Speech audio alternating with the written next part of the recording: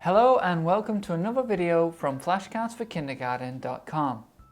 In this video, I'm going to introduce the vegetable flashcards and poster.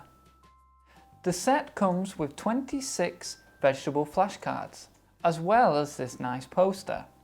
The flashcards and poster can be used to teach what vegetables do you like, or what vegetables do you eat.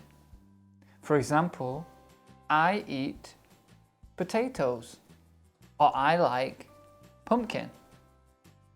Why not use your students' imagination and ask them what vegetables they ate yesterday, or what vegetables can be found in a hamburger?